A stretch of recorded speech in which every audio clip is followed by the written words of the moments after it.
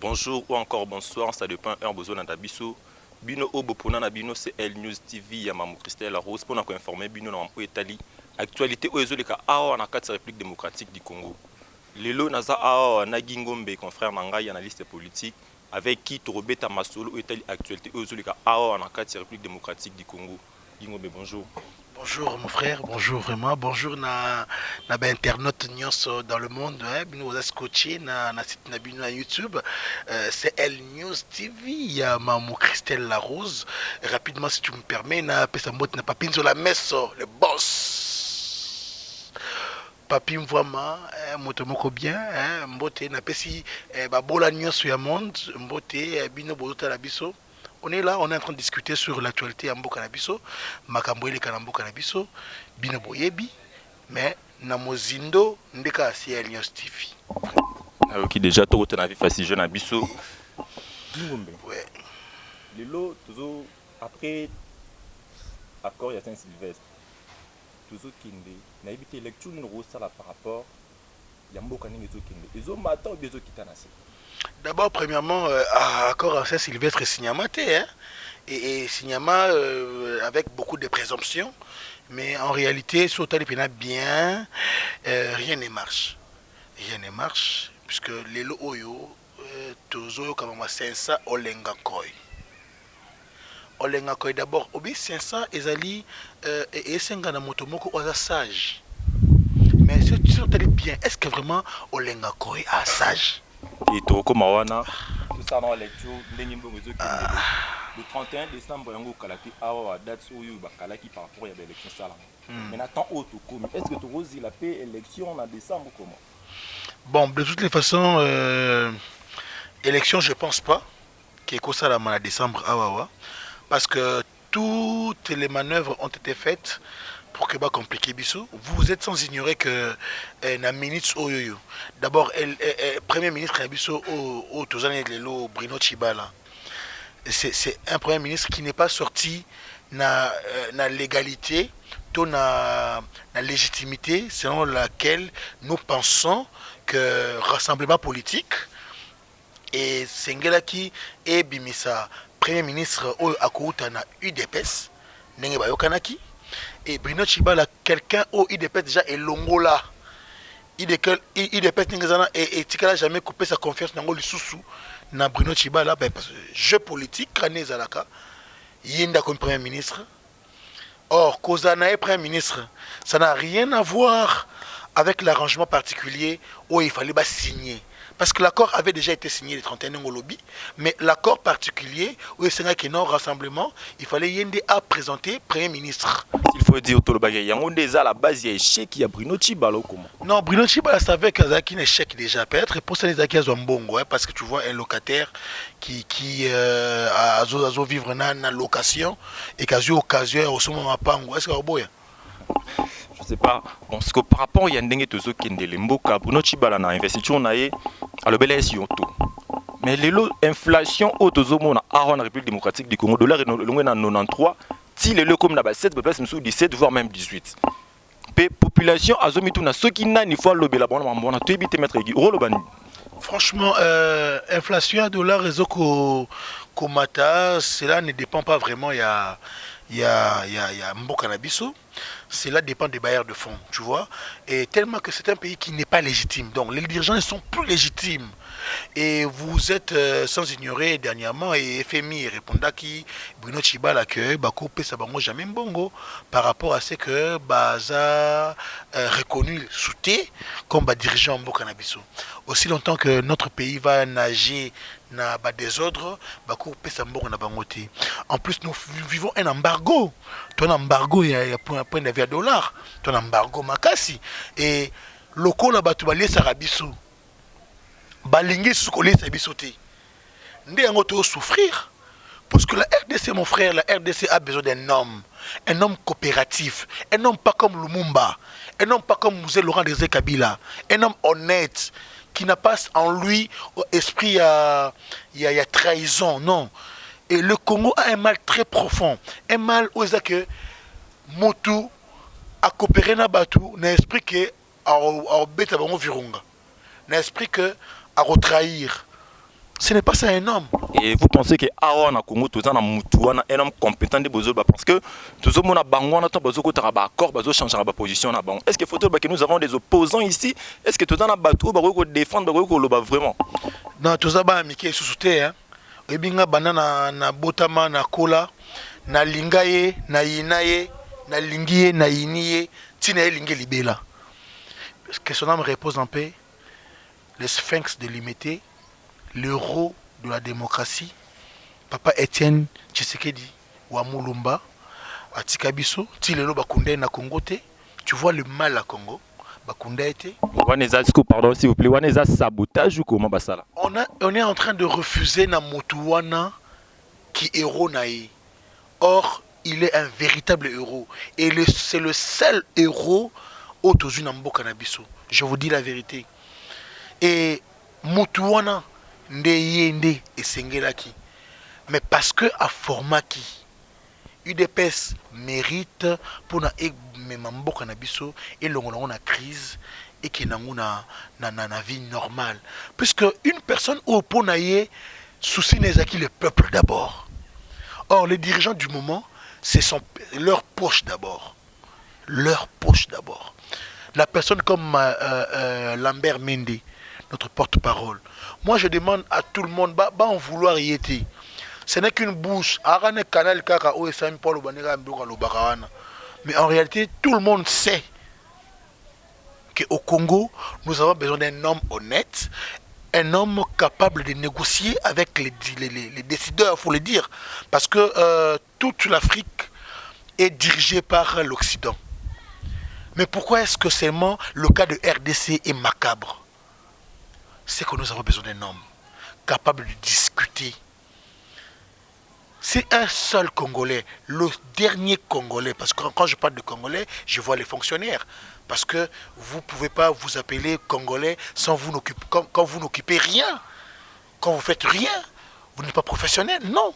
Mais si le dernier Congolais pouvait toucher l'équivalent de $100 américains, le Congo ne serait pas ce qu'il est devenu aujourd'hui. Maître Guy, est-ce que vous pensez que Mbongo Iza Bazor ça en décart en mauvaise faut bien Mbongo Iza tenir Mbongo Iza parce qu'il y a les élections Babi Mbongo Iza pour une élection et tout ça vous demandant est-ce qu'il va foutre soit fonctionnaire ou est-ce que deux fois c'est pas trop demandé au gouvernement?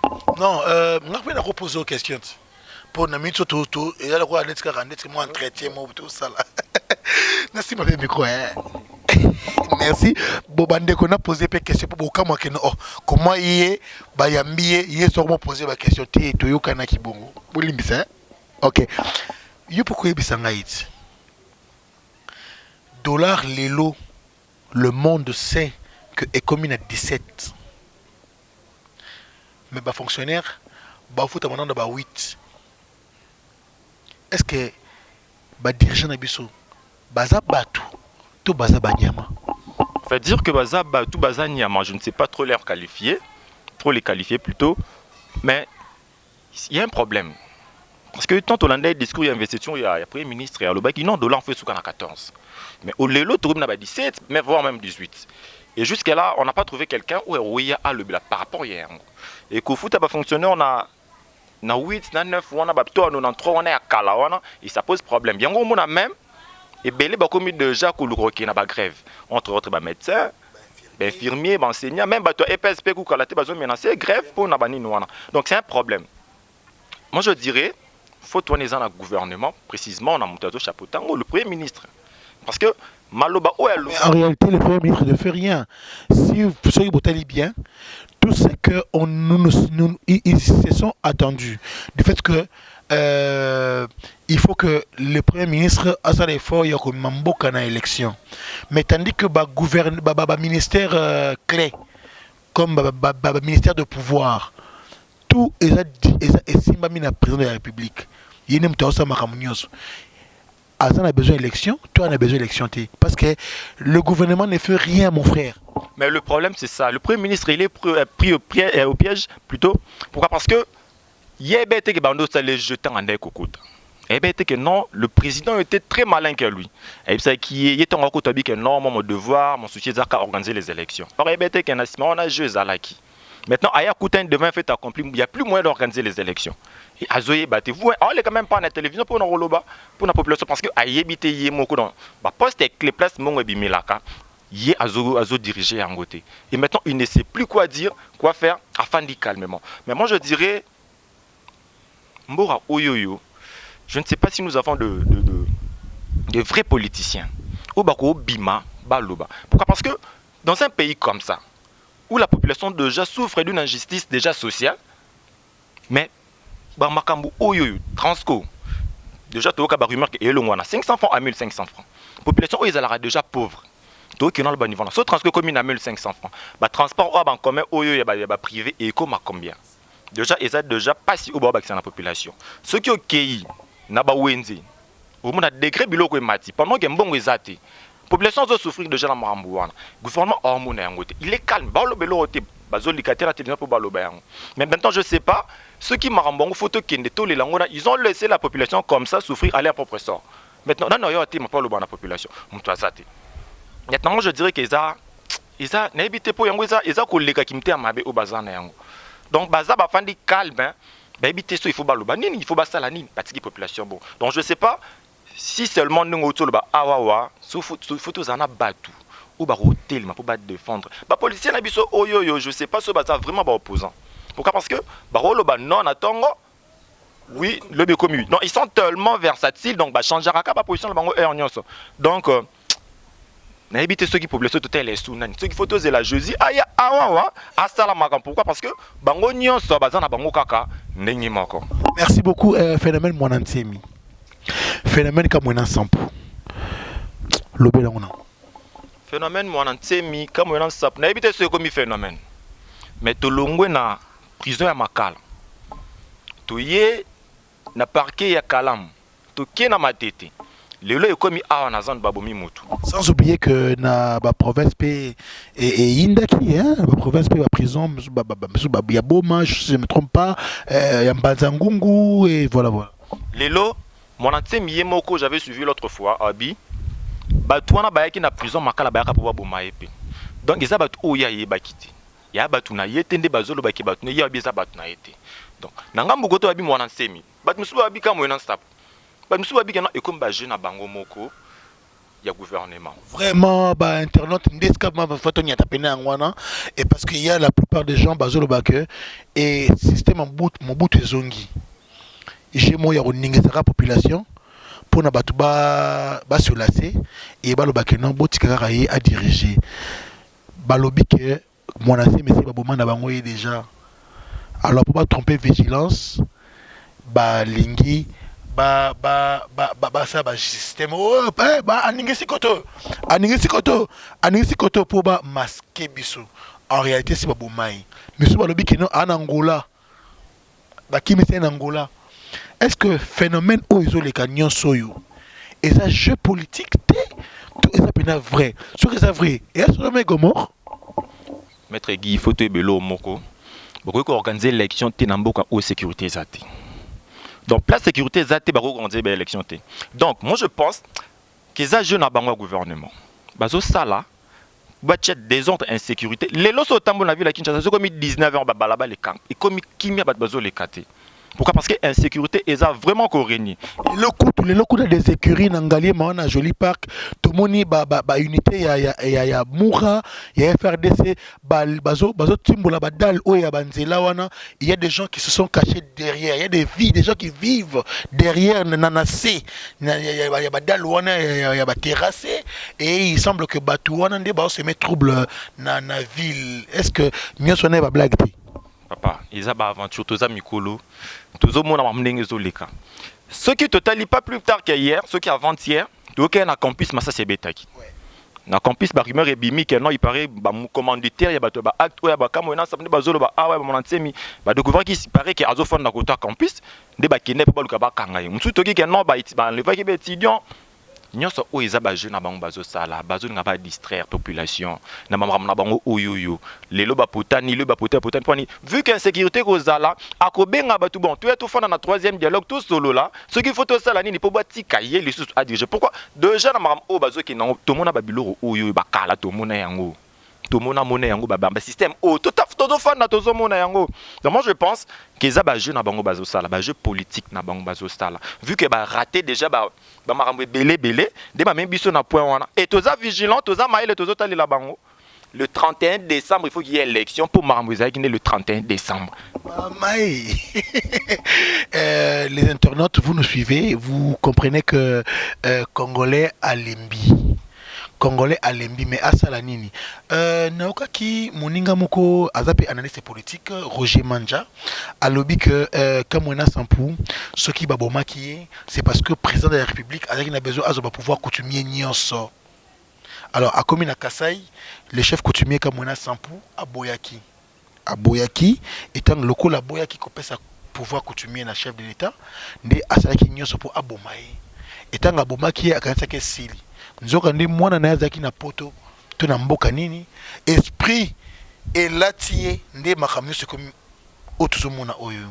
Est-ce que vous partagez vraiment cet avis? Bon, avis à confrère Nabiso. Naïbi vraiment trop au partageant vu que Nalanda qui était mais ba chef coutumier ou azana besoin ozana ba vie na bango nyonso na problème na simana toyogi ana awa na kingakati kuna ba chef coutumier kende ko yebisa que non makila peuple sopani mingi il faut otika que ya boya ki otika te bon naïbi te ngamu mususu pe toyoki que za na groupe moko ba chef coutumier ba kende ko kutana Vital Kamerhe ba proposer ye to kende na troisième dialogue que ye force à premier ministre ba chef coutumier na éviter ceux qui eza bakon et kabwani ya ba chef coutumier on peut déjà zala ya kabwana puis ala bakon oya ba matadiki bala ba boya kana ba oyo ya ya zala na bango wana je sais pas ba chef coutumier ni oyo ya zana besoin na bango mais je ne sais pas ba je wana bango mo ba mamba sala bango ba mamba sala merci après na zongi micro to solo la paix na mam o etali troisième dialogue Germain Kambinga, je suis à la télé qui n'est qu'au Koutanana Vital Kamerhe. Oh, babenga traître.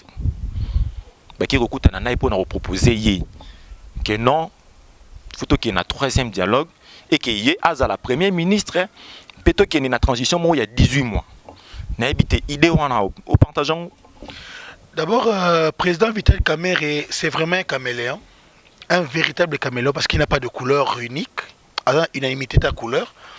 Yemukunanda qui dernièrement a aussi un président Kabila a tous les efforts parce que en décembre awawa il faut une élection. Mais kasi on a comme vice-président c'est ça.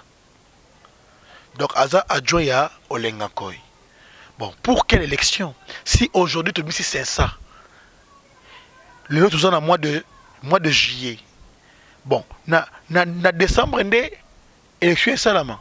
Donc je n'ai pas confiance à Vital Kamerhe vraiment. Germain Kambinga, il fut déjà opposant aux côtés de Jean-Pierre Bemba. Pour des besoins d'argent, Atiki opposition, a eu un gouvernement. Mais le quoi le sous-ministre était, pour la troisième, ça n'a pas de sens. Ça n'a pas de sens. Je pense que nous n'avons plus besoin de dialoguer. Nous avons besoin de faire la loi. La Constitution a prévu, au cas où le président de la République ne sait pas organiser les élections, au cas où les choses ne marchent pas, mais la population se revendique. Désobéissance populaire. Nous ne devons plus qu'au Kabango. Il faut tout élément. Si il faut qu'on y tue, mais la guerre est une solution pour des personnes qui ne s'attendent pas. Nous avons que deux modes de gestion des conflits. La négociation, a fortiori la guerre. Donc moi je suis vraiment contre ce troisième dialogue. Mais si le rassemblement qui est dirigé par Félix Tshisekedi avec Pierre Lumbi, ce qui va trouver, parce que ce sont ces personnes-là que je trouve crédibles. Selon moi, ce sont des personnes crédibles. S'il vous plaît, mais ces gens, votre rassemblement, Félix Souana, pour transition, il y a 1+4, mais sans Kabila à la tête. Voilà, parce que c'est Kabila qui est le problème. Nous sommes les Congolais. Vous n'avez pas pu. Nous faisons un dialogue intercongolais. Et dans ce dialogue-là, nous voyons comment faire pour sortir de la crise, mais sans la mauvaise tête.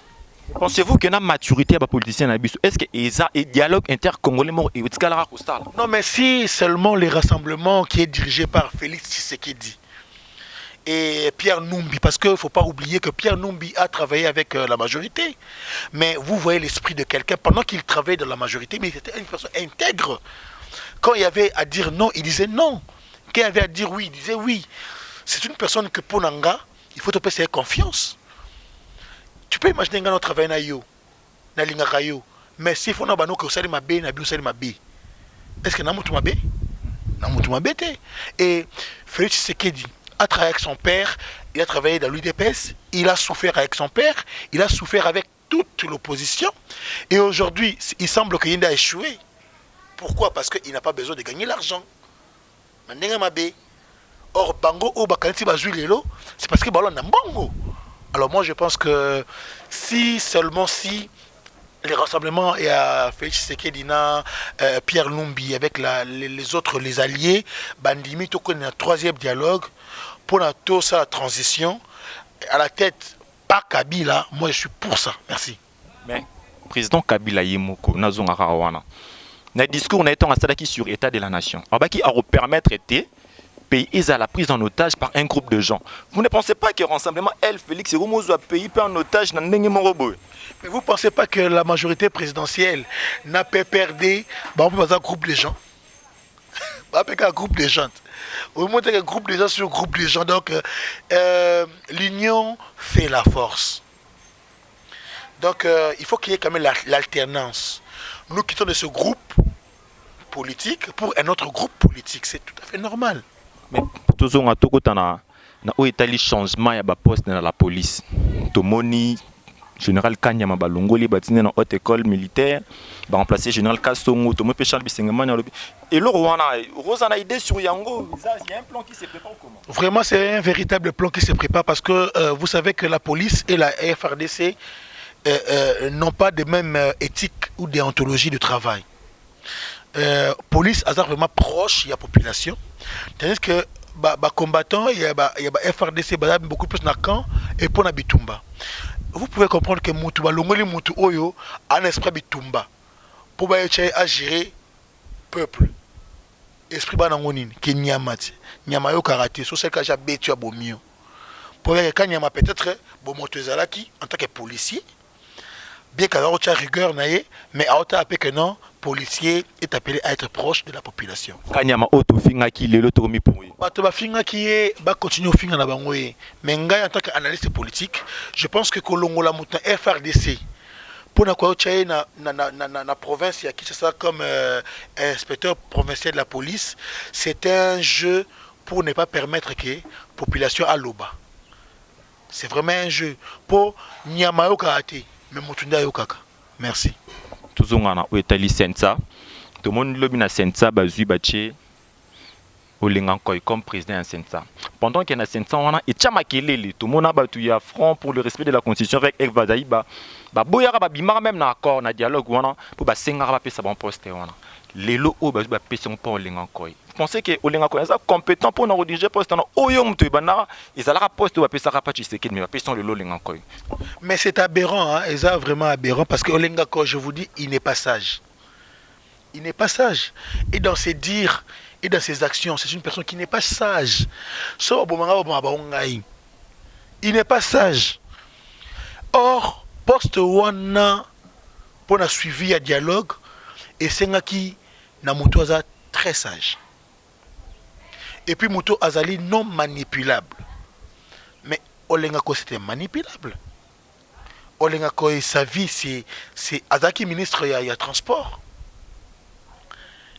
À l'époque vraiment qu'est-ce que nous avons vécu. Donc moi je suis tellement contre ça.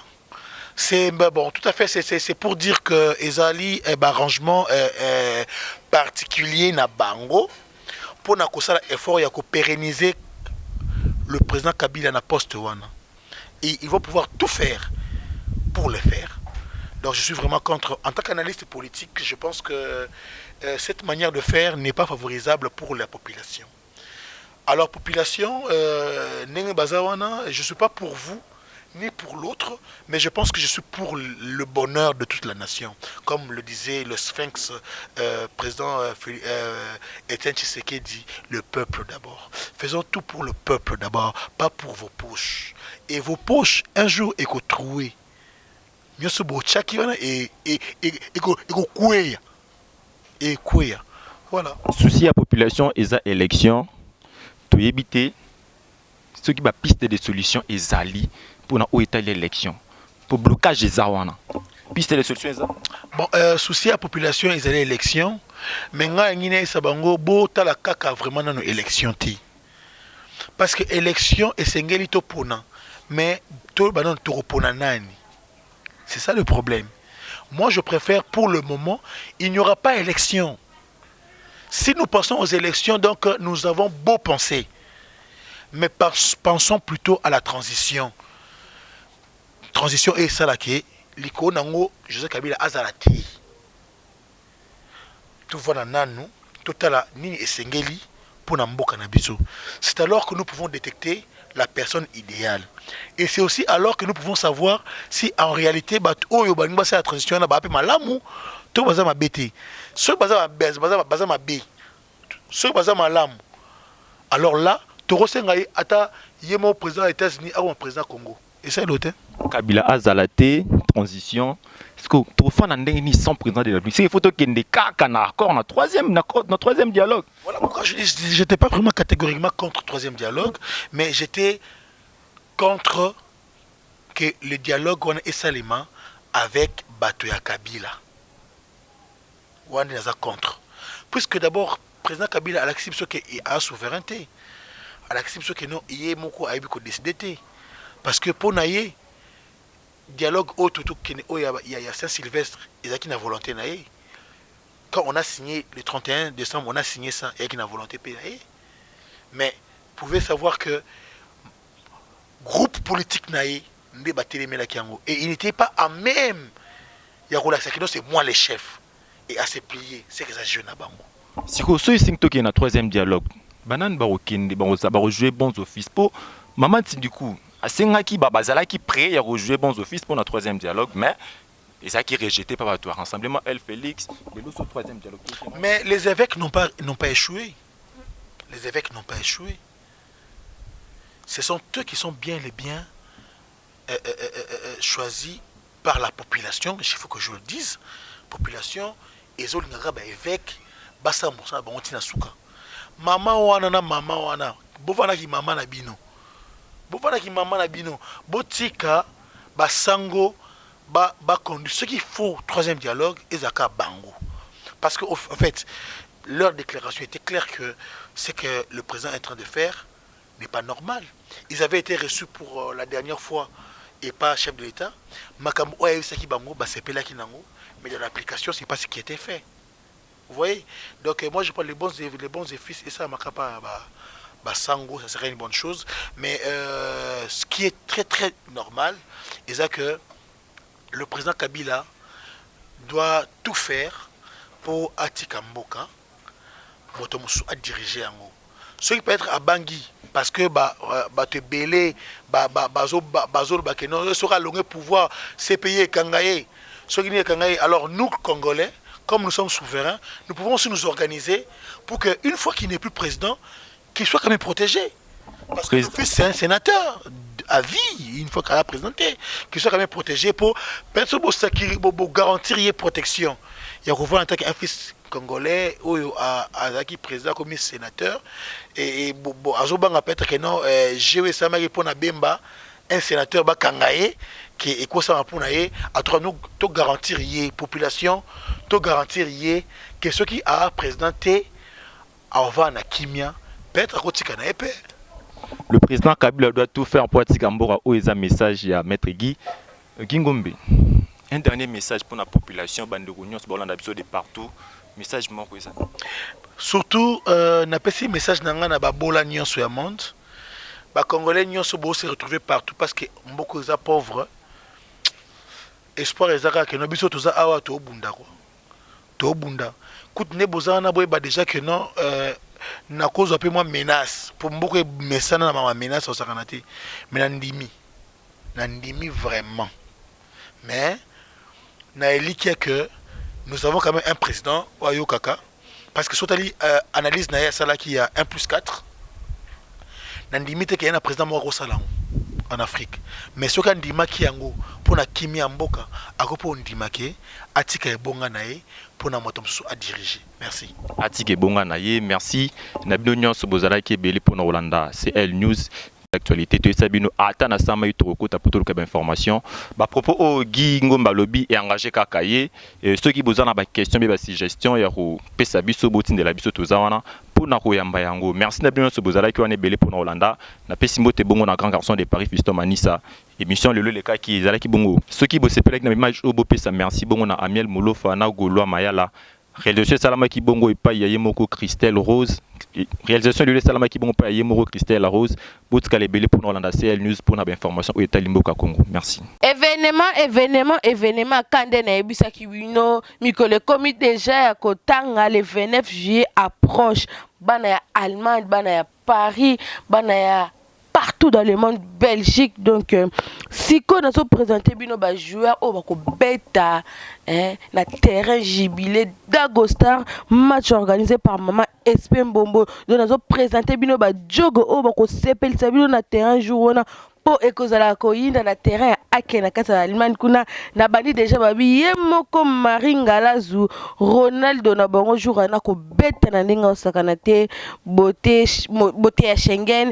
Merci Kesha Mbute balobi yende Neymar somo ya Trom Nadia Mpaka yende bola si babi ba joueur bo sa succès donc Nadia Mpaka bola si Jackie Salon GLK donc yepa kozala na kata terrain kozala koinda la Messi babi la yende Messi petit à danger yepa kozala wana donc Carmela Congolo mwana ya Aimé Congolo ancien capitaine ya Vita Club donc banano sa Vita Club donc besoin de support le monde balingaki Aimé Congolo mwana na yepa koti masolo sko ba jogo donc kozala wana na terrain le 29 juillet. Balobi yemoko Champlain ye ape sakaka coupé Thierry Henry azala na pour se pesa bino Champlain ye ape sakaka coupé Thierry Henry Ormeline Luzolo Poupée Barbie ye pa ozala na Ronaldo na bango o balobi jouer à makasi nanu jouer à makasi Ribéry ya kozala na Kabananga pa kozala wana te le 29 juillet. Junior Kabananga plus chéri a sepel sabino na ndinga sakana te babi sikoyo kolo trophée mama na jana mama na jana star babi siko ende Chancel Mbemba na bango mosa pembe Jennifer Ikasi donc yo zala wana o sepel sabino na ndinga sakana te somme trop to bosani bongo te balobi Coach Bengue pas aux alades. On invite surprise en ninga osakana te Nanouche Kabonkoko, Pati Akaro, Patricia, Trésor Sylvie Luyeye, Papa Seti Azwaka. Papa Seti Azwaka babi sponsor officiel donc yé par Ozalawana, Majimbemba, Tobo Sanité balobi mokonza masolo la valeur sûre yé par Ozana terrain Maman Espem Bombo ye pas na terrain sans oublier ba sponsor au bazo soutenir ce qu'on match wana donc bazane belé Junior Maximus Daniel Champion Jordi Jordan Emenea Ron Roy groupe du Self d'Or Astrid Chanda Ben donc soyez